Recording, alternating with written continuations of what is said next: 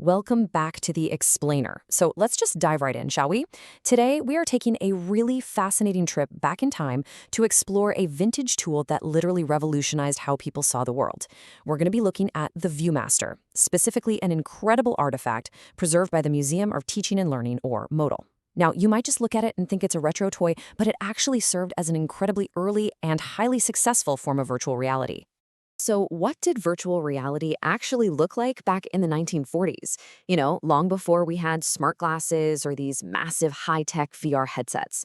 Imagine you're a disruptive tech startup in the mid-20th century, and you're trying to bring this immersive, wearable, three-dimensional experience straight into the living room and into the classroom. How exactly do you build that? Well, to really appreciate the ViewMaster, we kind of have to understand the massive technological leap it represented for its era. It wasn't just some toy, it was a completely new way to consume visual data. See, before the ViewMaster hit the scene, if you wanted to look at three-dimensional images for learning or for entertainment, you had to use a stereoscope, and that had been the absolute standard for decades. But stereoscopes could be incredibly bulky and just really cumbersome to use. The invention of the ViewMaster completely disrupted that whole market. People actually tossed their old stereoscopes aside for this newer, sleeker form of virtual reality. It was just a massive upgrade in terms of the user experience, basically taking a known concept and perfectly packaging it for the modern era. Section 1. Under the Hood, Analog Engineering. The real secret here was the material itself, bakelite. It's this very early type of plastic, and it allowed the outer case of the 1940s ViewMaster model to be molded into that iconic black shape. The absolute genius of this is in the industrial design. At roughly 4¼ inches by 3½ inches, it was incredibly light, very compact, and it was specifically designed to be easy for a child to hold. Imagine gripping this smooth, molded black device in your hands. It felt completely futuristic, but still totally accessible. And actually operating the thing?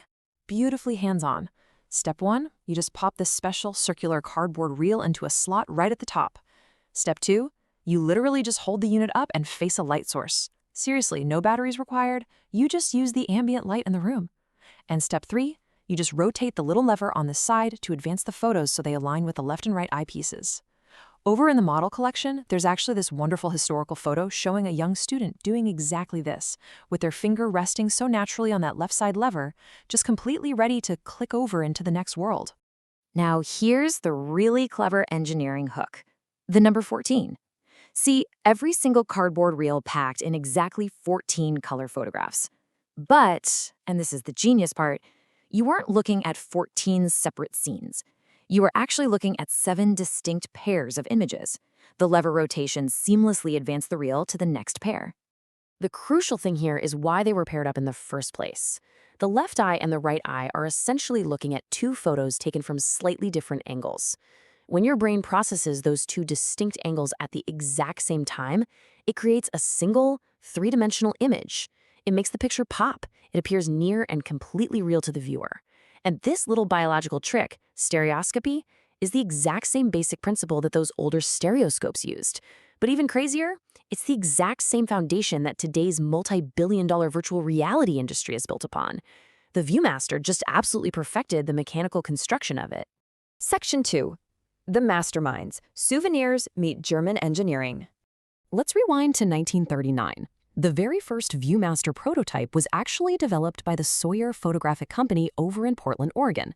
Now, at the time, Sawyer mainly pumped out photo postcards and little souvenir album sets for tourists, but they were super forward-thinking, and they started messing around with this brand new Kodachrome color transparency film. By the 1940s, they had teamed up with a guy named William Gruber, and by the time the 1950s rolled around, this partnership had absolutely exploded into a massive phenomenon, pumping out reels featuring early Disneyland and huge pop culture icons. And that missing link? That was William Gruber. The guy was an avid photographer, sure, but get this. His actual day job was making German organs. Talk about a crazy pivot, right? He's the one who invented the highly precise machine that allowed those tiny, super high-quality Kodachrome film images to be accurately mounted onto that sturdy, round cardstock. The Sawyer's company already had a really great track record with their 2-dimensional greeting cards, but it was combining that with Gruber's mechanical genius that gave us the viewer capable of holding those 7 pairs of 3D images. Together, they basically created the complete hardware and software loop. Section 3. A window to the world. The content. So what about the software, so to speak? Well, the content library was vast. These reels offered a super vibrant 3D window straight into the 1940s and 50s. Users got treated to these absolutely brilliant Kodachrome shots of historic places and scenic beauty. I mean, you could experience special holidays, see famous characters from sports and entertainment, and even take these virtual tours of early Disneyland. One of the specific reels they have preserved over in the model collection actually features Hopalong Cassidy, who was this really heroic cowboy from a massively popular TV show in the 1950s. For a kid growing up mid-century, this was literally a ticket to anywhere. And honestly, the reason we know so much about all of this today is thanks to incredibly careful preservation. The specific early model Viewmaster and the reels from the 40s and 50s that we've been talking about are safely housed in the Museum of Teaching and Learning. Modal actually has two identical units in their collection right now, which were generously donated by the descendants of the Annette and Louis Nagel family out of Blue Island, Illinois. Having these artifacts preserved like this really cements the device's legacy. It wasn't just some fun entertainment gadget. It was a deeply beloved educational tool that genuinely shaped how an entire generation learned about the world. So it kind of leaves you wondering, doesn't it? If the Viewmaster was the virtual reality of the 1940s, this amazing little compact plastic marvel that completely tricked our eyes into seeing brand new worlds, what everyday tool sitting on your desk, or maybe in your pocket right this second, is going to be sitting in a museum 70 years from now? What piece of current tech is just the bulky stereoscope or the early Viewmaster for the unbelievable innovations of tomorrow? It definitely changes how you look at the gadgets laying around your house. Thank you so much for exploring this awesome slice of history with me on today's Explainer. Keep learning and keep looking closely at the world around you.